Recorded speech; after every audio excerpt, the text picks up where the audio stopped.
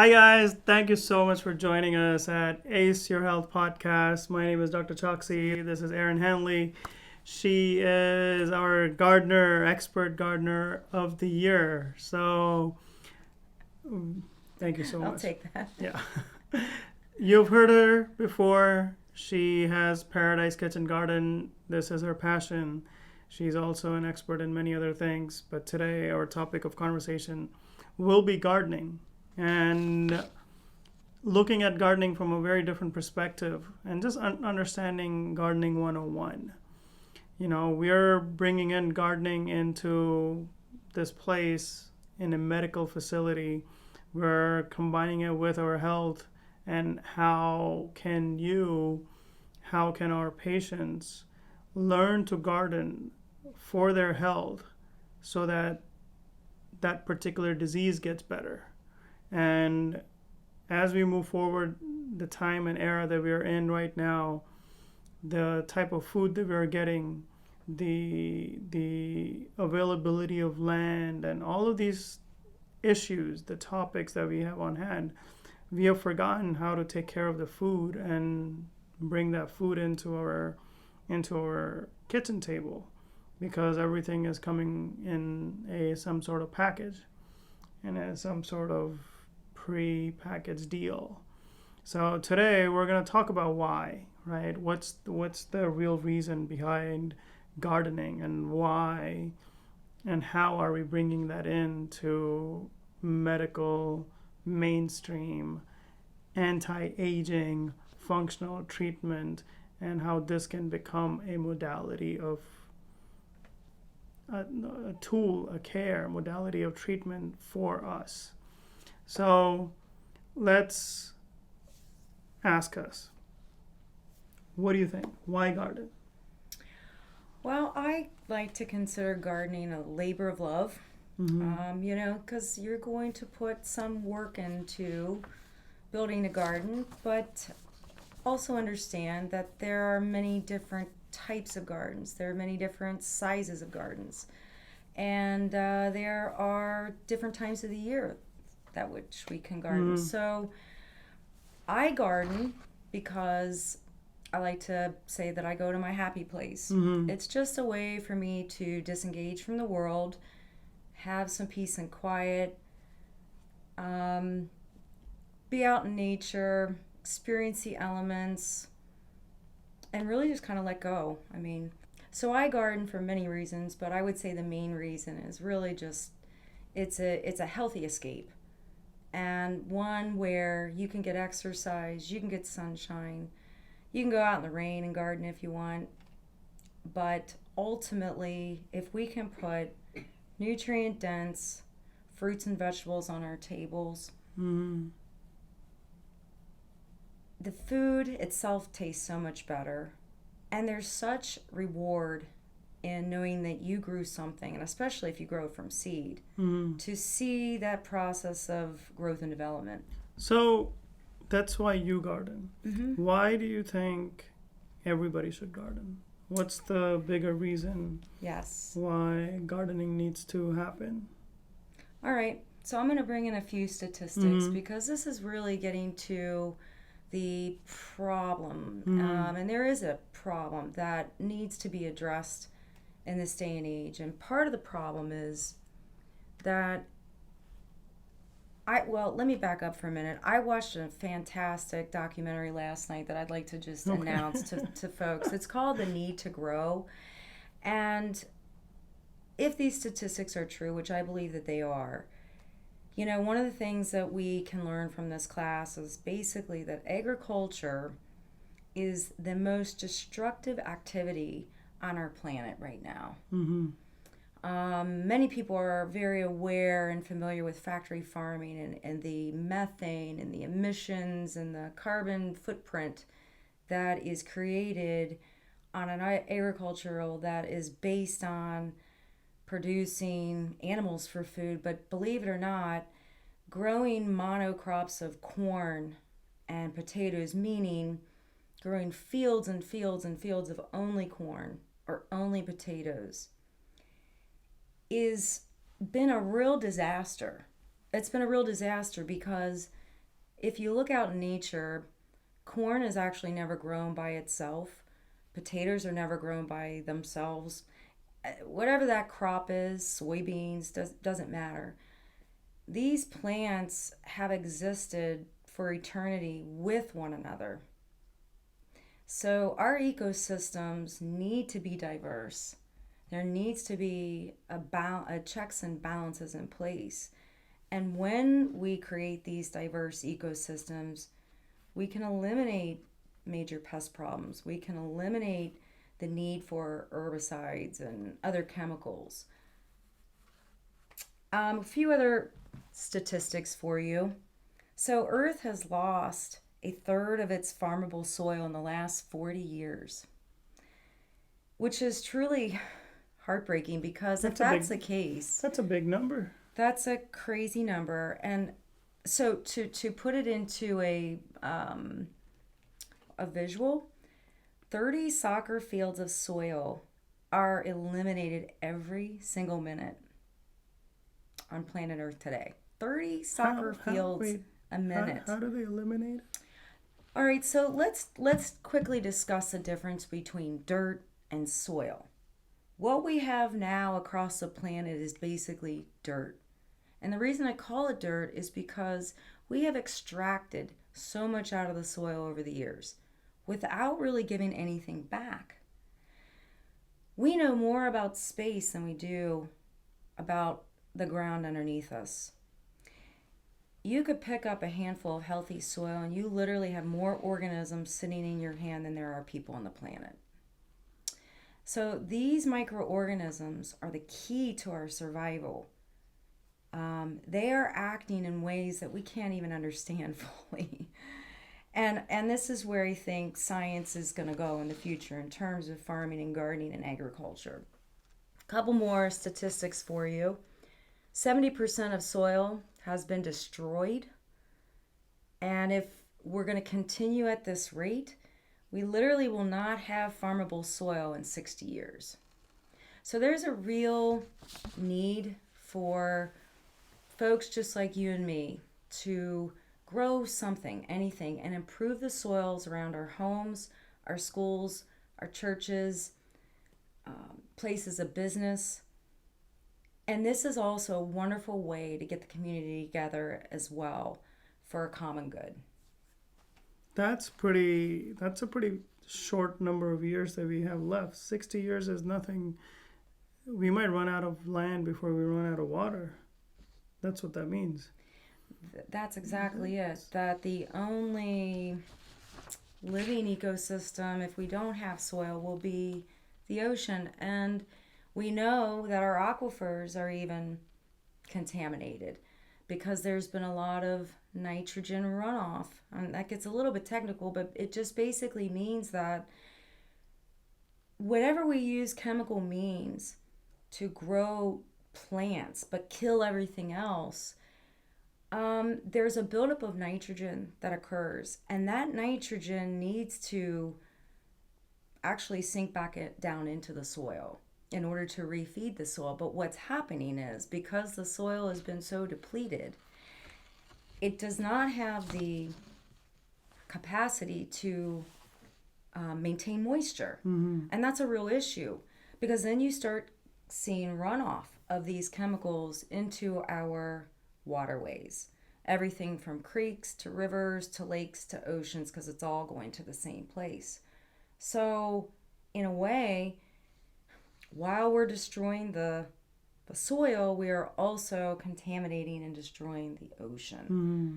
And so the time is now. I mean, it's very urgent. And it's funny because I think a lot of people would look at me and other people who do this as, you know, we were considered the hobos and the hippies, right? But nowadays I have people asking me all the time, you know, what are you doing? How do you do that? I'm interested. Where there was no interest 5-10 years ago, there tends to be much greater interest now, because we're sort of faced with this. We're faced with potential food shortages and issues with transportation, getting food from A to B.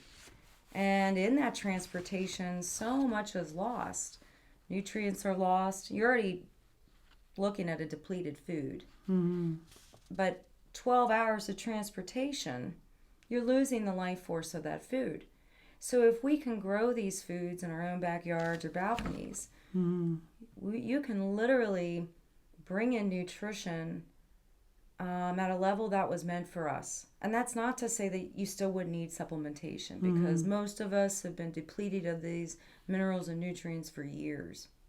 That's so interesting. So when we're talking about gardening, and it seems that what we're saying is because the farmland is going away, we should start gardening in our homes to grow food. Exactly. And what other benefits would that bring? Because it sounds like an expensive thing to do. There is an initial investment, and I think to say that there isn't is not entirely truthful. At the same time, that initial investment will pay itself off in 3 to 5 years. That's been my experience. It's interesting because I was really interested in raised beds, and I would buy my soil from the store, organic and worm casings, different amendments to build the soil, and I've got excellent soil. However, what did I do to the soil that's actually sitting on my property? Nothing. So I'm now going around my property and creating different beds where I can pile up soil, and this way not only am I going to still produce great quality food, but at the same time I'm improving the ecosystem around my own property. We have birds, all kinds of birds and butterflies, frogs, ducks, geese. We have all kinds of wildlife showing up to the property now. Is that all homegrown stuff? Yes, this is homegrown, and here's a really good example of something homegrown. You see, it's just not perfect. And it's not supposed to be perfect. What is it? So this Tomatoes? Yes. It looks like a little snowman, but it's actually a yellow pear tomato. It's very sweet in comparison to like this cherry tomato, which tends to be more acidic. And combined, they make an awesome sauce, but I digress. I've got one okra just for example. And I love fruiting crops because they give and give and give. You can keep picking and they'll keep growing. Same things with beans, and they're really pretty easy to grow once you get the hang of it. That's really interesting. So why would somebody decide to grow in their own house other than these big issues that we talked about? What would stimulate or drive somebody to say, okay, you know what, I'm going to pick this up? I think a lot of parents are interested in it because right now we're seeing a lot of homeschooling systems develop. So this could easily be implemented into a homeschooling type of program, because the truth is we can learn about history through produce. We can learn math, we can learn science, we can learn art. Are there specific time when people should consider growing, or can they do it whenever they feel like it? I like to grow year round as much as possible, but that's because it's a passion and I have a family that can help out. I start seeds as early as January, early February, especially your long season crops like tomatoes. Other people grow because they want foods that are not readily available in our grocery stores. So exotic types of fruits and vegetables that you just can't typically get. A lot of people grow the food because it just simply tastes better. Other people grow food because they enjoy the exercise and the activity of it. But I think most people, if you ask them why they like to grow food, it's usually a combination of things. That's really interesting. When this is step one, we still have to realize that learning how to use the little spaces or little space that we have Maybe it's a small land, or it could be a small balcony, or it could be just 2x2 area in your kitchen, countertop. Learning how to use those small areas to grow something. It's literally like using a small space to give a birth, right? You're creating something, creating a life that becomes part of your body, that becomes you. So this is really interesting. In the U.S., are there specific places to garden, or do you think anybody can garden in any location in the U.S.? Well, based on the documentary last night, the technology is available for people to literally grow across the planet. Mm-hmm. And I won't give away the fun secrets. I encourage you to watch the documentary Need to Grow. It's fantastic. Mm-hmm. So the shorter answer is virtually everybody across the globe can grow something, because we already know about the greenhouse effect, that even if you're in a cold climate, so imagine it's the dead of winter and you get into your car, the windows have been up, it's cold outside but warm inside. Well, that's because the greenhouse effect occurred.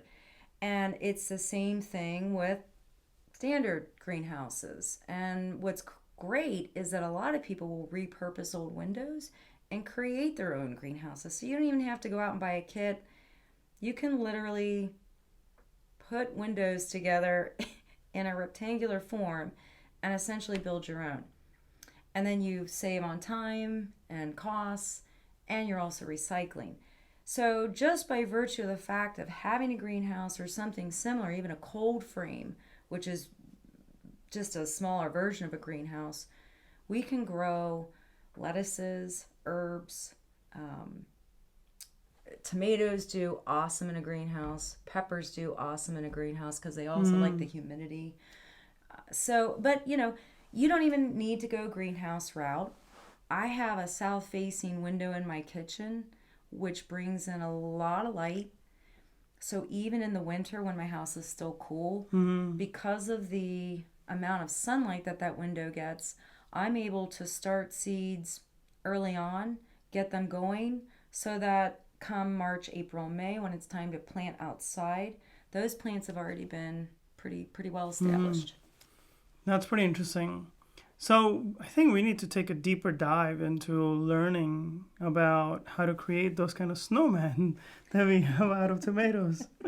But that requires us to understand about soils and about seeds and about different techniques, the type of water. We've been talking about water in our previous podcast, but it's going to need that kind of an effort from us to go deep down and just figuring out what can we do, and then learning the process. It's like going through a pregnancy, learning the conception time, and then first, second, and third trimester, and then there's a fruit. So we'll get to it in our next podcast. And we're blessed to have you here today. Is there anything that you can tell all the listeners to what can they, other than listening to this documentary, what else can they do at home tonight, maybe? Or can they do something, or they can think about or read, or what would you tell them? So my suggestion is start small. Don't do what I did and try to grow 15 to 20 things at a time. It's much more difficult to become an expert at 20 things versus 3 to 5 items. Of course, if you're really gung-ho, all the more power to you.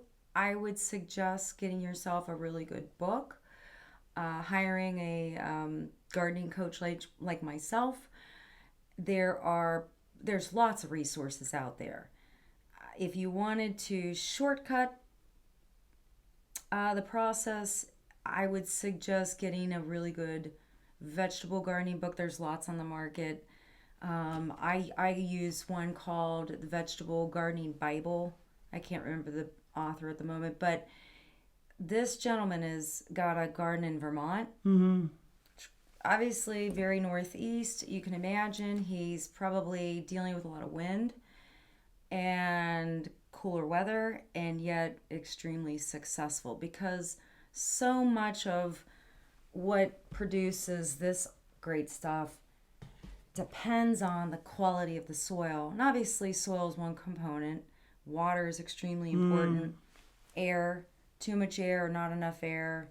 Everything needs to be in a proper balance. And then nutrients. When we add nutrients to the soil, the plants are going to take that up, and we then consume it and enjoy the benefits of soil.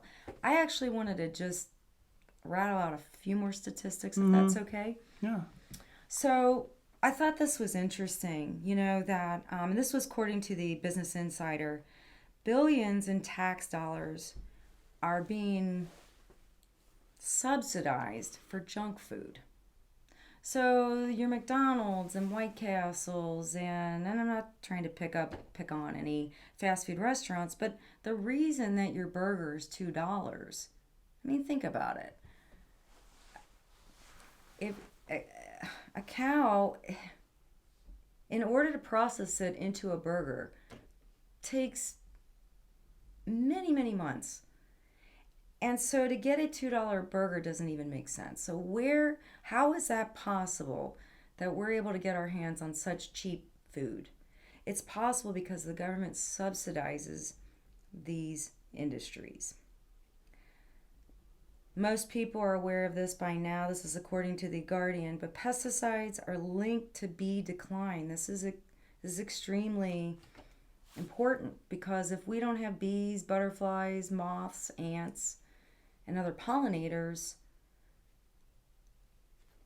then we're gonna reduce our yields. We're not gonna have a plethora of fruits and vegetables. We've got to have this system in place to pollinate the flowers so the fruiting can occur.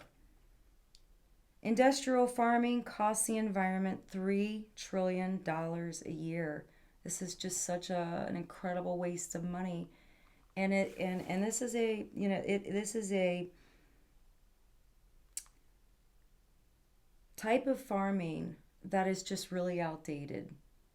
It is based on the industrial complex. Right outside of the wars, they were using the same chemicals that they were using in war on our land. And so that has obviously grave consequences. Civilizations rise and fall on the quality of their soil. And that was made public by Science Daily. And then there's this great quote by Confucius. And he says, this was, of course, ancient Eastern philosopher. He says, if your plan is for 1 year, plant rice. If your plan is for 10 years, plant trees. If your plan is for 100 years, educate children. Well said. Wow, that is amazing.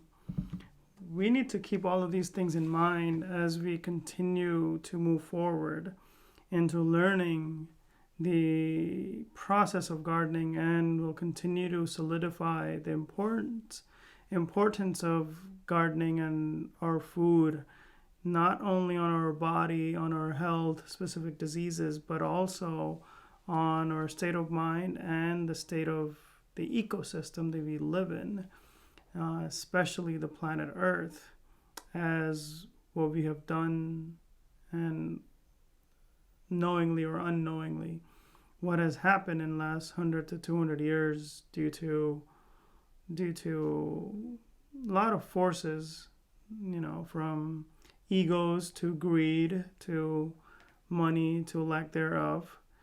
It has led to a state in which all of us are questioning what will happen in future, whether we'll have water or food or a place to live.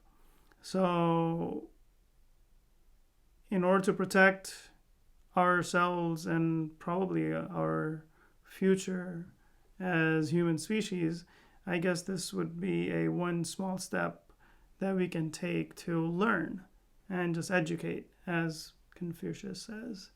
So with that, we appreciate your presence on this show. Thank you so much for being here. If you like any of these content that we're putting out there, like us, subscribe, download, share. And if you're really interested in learning, getting access to a lot of these PDFs, the notes that we have, and a lot of other contents that we have on our different shows, all of this can be found at Ace My Held community. And a link is right below, so you can take a look at that. And as always, on Fridays, we pray for all of you, all of our patients, and we have this group gathering where our patients and all of us join together to send out positive vibrations into the universe. You're welcome to do that as well. It will be a collective effort. And if you are going through something, let us know, and we'll pray for you as well. Thank you so much. God bless. Take care. Thank you.